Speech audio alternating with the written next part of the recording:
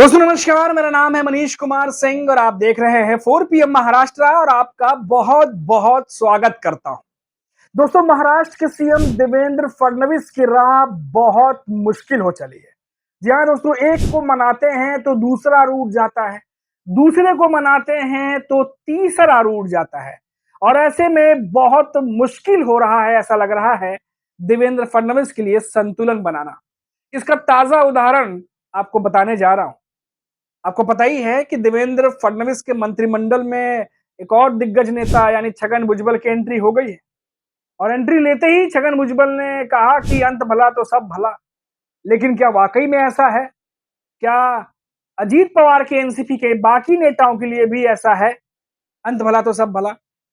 क्योंकि रिपोर्ट्स आ रही है दोस्तों कि अजीत पवार धनंजय मुंडे के साथ देवेंद्र फडणवीस से मिलने पहुंचे हैं और धनंजय मुंडे नाराज हैं इस फैसले से कि छगन भुजबल को मंत्रिमंडल में जगह दी गई। आपको पता होगा दोस्तों, याद भी होगा, धनंजय मुंडे वही नेता हैं जिनके इस्तीफे के बाद लगातार कयास लगाए जा रहे थे कि छगन भुजबल उनकी जगह मंत्रिमंडल में शामिल हो सकते हैं, क्योंकि छगन भुजबल पिछले काफी समय से अजीत पवार देवेंद्र फडणवीस से नाराज चल रहे थे क्योंकि विधानसभा चुनाव के बाद उन्हें मंत्रिमंडल में जगह नहीं दी गई। और आपको ये भी खबर आपको पता ही होगा, फिर भी मैं एक बार बता दूं कि बीड़ में हुई सरपंच की हत्या के बाद लगातार धनंजय मुंडे पर भी काफी दबाव था और इसी वजह से उन्हें इस्तीफा भी देना पड़ा। लेकिन अब उस मामले पर भी बात नहीं करेंगे क्योंकि ये बात हम करने जा रहे हैं उस पेंच की जो महायुति में फंस गई है। जी हाँ दोस्तों, छगन भुजबल की एंट्री से अजीत पवार के एनसीपी के कुछ नेता नाराज हो गए, ऐसी खबर आ रही है। क्योंकि पहले से ही जो जानकार हैं, जो अजीत पवार की एनसीपी को थोड़ा समझते हैं, वो कह रहे थे कि कई सारे ऐसे नेता थे जो नए चेहरों को मौका देने की वकालत कर रहे थे और जो लगातार काफी समय से पहले से कई पदों पर रह चुके हैं। अब उन नेताओं की जगह जो नए नेता हैं, जो नए विधायक चुन के आ रहे हैं, उनको भी मौका दिया जाना चाहिए, इस बात की वकालत कर रहे थे। और ऐसे में देखा गया कि जब अजीत पवार की एनसीपी से छगन भुजबल को मंत्रिमंडल में शामिल नहीं किया गया, तो आपने देखा क्या कुछ हुआ। छगन भुजबल ने खुलकर विरोध किया, उनके समर्थकों ने खुलकर बयानबाजी भी की और बात इस हद तक बढ़ी कि अजीत पवार से मुलाकात करके छगन भुजबल अपना प्रॉब्लम सॉल्व नहीं कर रहे थे, बल्कि वो मुलाकात कर रहे थे देवेंद्र फडणवीस से। और उस बार जब मुलाकातें चल रही थी, उस दरमियान ये कयास लगाए जाने लगे, ये खबरें आने लगी कि क्या छगन भुजबल अब अजीत पवार का हाथ छोड़ के बीजेपी का दामन तो नहीं पकड़ लेंगे? कुछ भी हो सकता है क्योंकि महायुति की सरकार है और तीनों गठबंधन में है और ऐसे में अगर कोई बड़ा नेता नाराज होता है तो पाला भी बदल सकता है, क्योंकि पहले भी हमने ये सब होते हुए महाराष्ट्र की सियासत में देखा। लेकिन जो ताजा मामला है वो ये है कि धनंजय मुंडे जो हैं, उनकी तरफ से ये खबर आ रही है, जो मीडिया रिपोर्ट्स आ रही हैं कि वो नाराज हो चले हैं और नाराजगी दूर करने के लिए ही अजीत पवार उन्हें लेकर के देवेंद्र फडणवीस से मिलने पहुंचे थे। खबर तो ये भी है दोस्तों कि जब धनंजय मुंडे का इस्तीफा हुआ था, उससे पहले भी बैठकें हुई थी अजीत पवार के साथ, देवेंद्र फडणवीस के साथ चर्चा हुआ था। उसके बाद अब चर्चा हो रही है, अब जब छगन भुजबल को मंत्रिमंडल में शामिल किया गया है। छगन भुजबल महाराष्ट्र में ओबीसी समुदाय का एक बड़ा चेहरा है, दिग्गज नेता है और उनके मंत्रिमंडल में आने के बाद हो सकता है कि देवेंद्र फडणवीस आने वाले चुनाव में कुछ सियासी फायदे भी तलाश रहे हो, क्योंकि सभी को पता है कि महाराष्ट्र में मराठा आरक्षण का चाहे मुद्दा हो, चाहे ओबीसी समुदाय के जो प्रोटेस्ट हुए थे बीच में, हमने वो भी देखा था किस तरीके से सियासत गरमाई हुई थी। तो आने वाले समय में क्योंकि निकाय चुनाव है, जिला पंचायत के चुनाव, वीएमसी चुनाव, नगर निगम चुनाव, लाइन से कई सारे चुनाव होने हैं, क्योंकि जो लंबे समय से पेंडिंग है, अभी तक हुए नहीं है, अब आने वाले 4 महीने के भीतर चुनाव कराने हैं। तो ऐसे में तमाम पार्टियां हर वो स्टेप उठा रही हैं जो आने वाले चुनाव में उन्हें फायदा पहुंचा सके, जो कि हर पार्टी करती है, चाहे विपक्ष हो चाहे सत्ताधारी पक्ष हो, हर पार्टी करती है कि चुनाव में, आने वाले चुनाव में कैसे फायदा मिले, चुन चुनकर उस पर कदम उठाया जाता है। तो जो नाराज चल रहे छगन भुजबल को जो पार्टी में शामिल किया गया, पार्टी में मंत्रिमंडल में शामिल किया गया, क्या ये सोची समझी रणनीति के तहत किया गया है? और किन बातों को लेकर के एग्जैक्टली धनंजय मुंडे अगर नाराज हैं, तो किन बातों को लेकर के है, ये अभी तक सामने नहीं आ पाया है।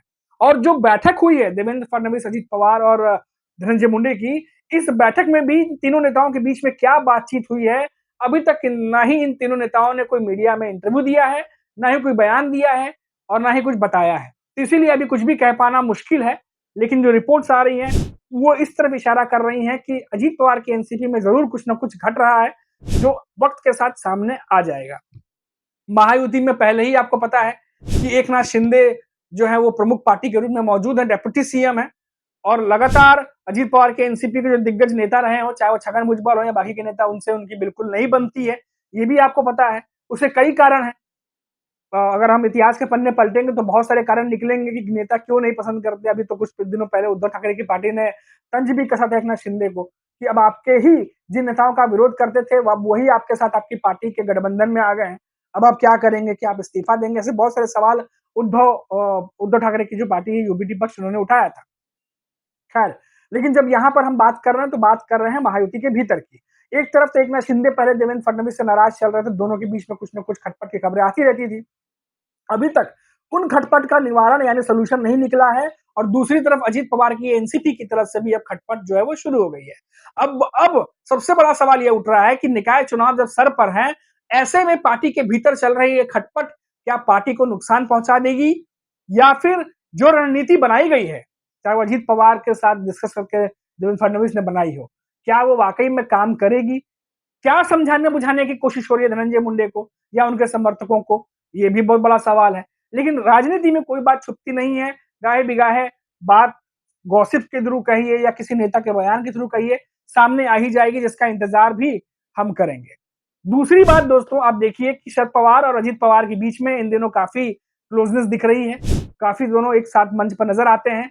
इन्हीं सब के चलते अभी देखा गया कि अजीत पवार के एनसीपी के जो नेता आनंद परांजपे, उन्होंने भी ये बात कही है कि अभी तक हम एक हो रहे हैं, हमारी पार्टी एक हो रही है, इस पर कोई चर्चा नहीं हुई है।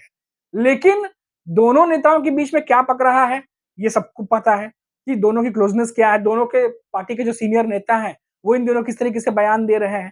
तो दोनों तरफ से ना भी नहीं कहा जा रहा, हाँ भी नहीं कहा जा रहा। और तो और शरद पवार खुद जब ये बात कह चुके हैं कि अगर एक होना होगा तो उसका फैसला अब सुप्रिया सुले और अजीत पवार करेंगे, तो अपने आप में बहुत सारी अटकलें तेज हो जाती हैं।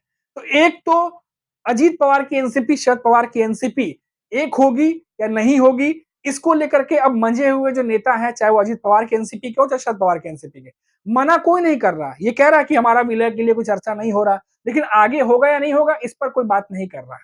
क्योंकि सभी को पता है कि हो सकता है कि चुनाव के दौरान या चुनाव के बाद दोनों पार्टियां एक भी हो जाए, क्योंकि शरद पवार, अजीत पवार दिख तो साथ ही रहे हैं आजकल और कई मौकों पर साथ दिखे हैं, कई मंच पर साथ दिखे हैं।